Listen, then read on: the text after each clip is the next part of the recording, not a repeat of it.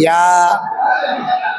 आपल्या रायगड जिल्हा, ठाणे जिल्हा आणि आपल्या सगळ्या परिसराचे भूमिपुत्रांचे एका अर्थानं कैवारी लोकनेते दिबा पाटील साहेब यांच्या 99व्या जयंतीच्या निमित्तानं त्यांना अभिवादन करतो।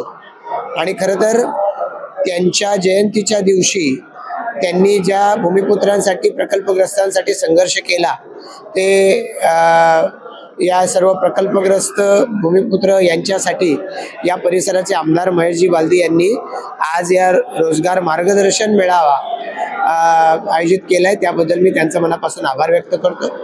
खरं तर आपल्या सगळ्या या परिसरामध्ये राहणारे सर्व स्थानिक भूमिपुत्र, प्रकल्पग्रस्त यांना येणाऱ्या या विमानतळाच्या निमित्तानं रोजगार मिळाला पाहिजे यासाठी आजचं आयोजन त्यांनी केलेलं आहे। आणि या आयोजनाच्या माध्यमातून निश्चितपणानं आज जे मार्गदर्शन तरुणांना मिळाले त्याच्या माध्यमातून ते या विमानतळाच्या संदर्भामध्ये निर्माण होणारी संधी याची माहिती घेतील।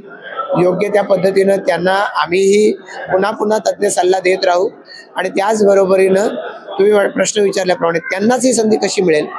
केवळ तो भूमिपुत्र आहे, प्रकल्पग्रस्त आहे म्हणून त्याला प्रत्येक नोकरी मिळणार नाहीये।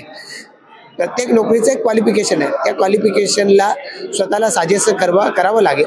आणि भूमिपुत्रांमध्ये, प्रकल्पग्रस्तांमध्ये सुद्धा खूप स्पर्धा आहे, तर त्याच्यातून आपल्याला स्वतःला सिद्ध करावं लागेल। त्यासाठी मेहनतीची तयारी त्यांनी केली पाहिजे आणि त्यासाठी कष्ट उपसण्याची त्याची तयारी असली पाहिजे, ही माझी भावना आहे। आजचा हा रोजगार मार्गदर्शन मेळावा म्हणूया आपण शिबिर, तर ही त्याची सुरुवात आहे।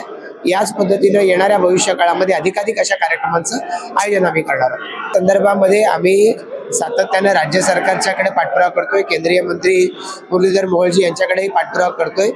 अगदी 2 दिवसापूर्वीच त्यांच्याशी आमची असं चर्चा झाली आणि विमानतळाचं उड्डाण व्हायच्या आधी हे निश्चितपणानं होऊ शकतो याची ग्वाही राज्याचे मुख्यमंत्र्यांनी आम्हाला दिलेली आहे। त्याचबरोबरीनं केंद्रीय मंत्री मुरलीधर मोहोळ यांनी सुद्धा आम्हाला दिलेली आहे आणि आम्हाला खात्री आहे की विमानतळाचं ऑपरेशन सुरू व्हायच्या आधी हे निश्चितपणानं होणार।